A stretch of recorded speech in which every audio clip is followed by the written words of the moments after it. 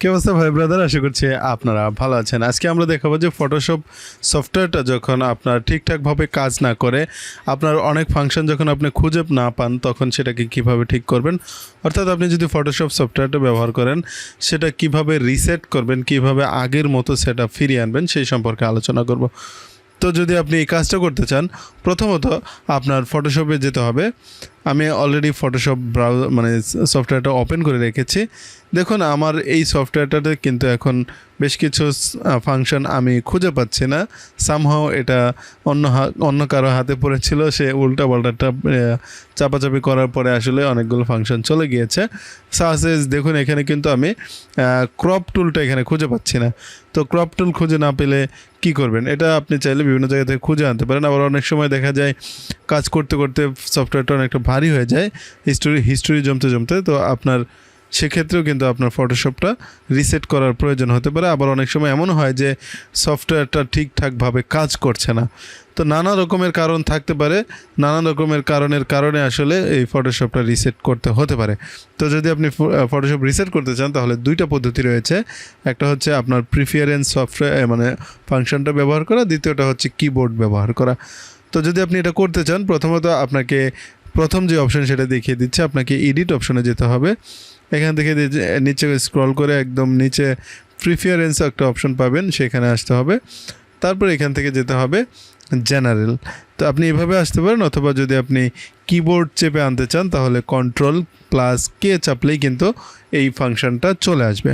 তো আমরা এটাতে চাপার পরে দেখুন কিন্তু এখানে কিন্তু বেশ কিছু অপশন আসবে। তার মধ্যে দেখুন এখানে লেখা রয়েছে রিসেট প্রিফারেন্স অন কোয়াইট।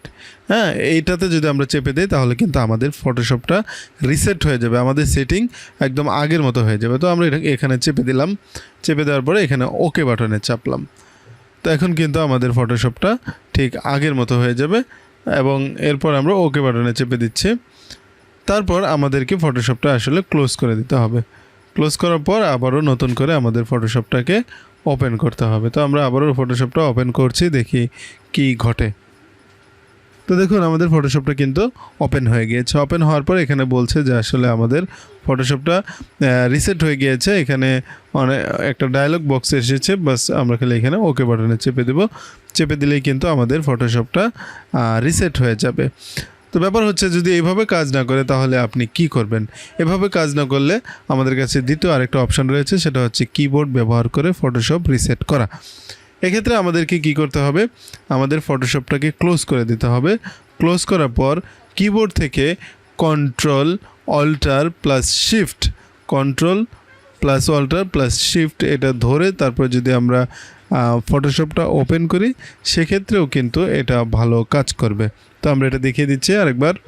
এভাবে যদি আপনি করেন, তাহলে কিন্তু আপনার ফটোশপটা একদম আগের মতো নতুন হয়ে যাবে, এবং আগের মতো সব ফাংশন আপনি নতুন করে কাজ করতে পারবেন। তো আশা করছি যারা এই প্রবলেমটা ফেস করতেছিলেন, তারা একটা ভালো সমাধান পেয়েছেন। যদি ভিডিওটা ভালো লাগে, তাহলে একটা লাইক অবশ্যই আপনার কাছে ডিজার্ভ করি। এছাড়া যদি আপনি মনে করেন ভিডিওটা অনেকটা হেল্পফুল, তাহলে আপনি চাইলে আপনার বন্ধুবান্ধবের সঙ্গে শেয়ার করতে পারেন। এছাড়া আপনি চাইলে আমাদের এই চ্যানেলটাকে সাবস্ক্রাইব করে অথবা ফলো করে আমাদের পরিবারের সদস্য হতে পারেন। আশা করছি সামনের কোনো ভিডিওতে আবার আপনার সঙ্গে দেখা হবে, সেই প্রত্যাশায় বিদায় নিচ্ছে। ভালো থাকবেন, খোদা হাফিজ।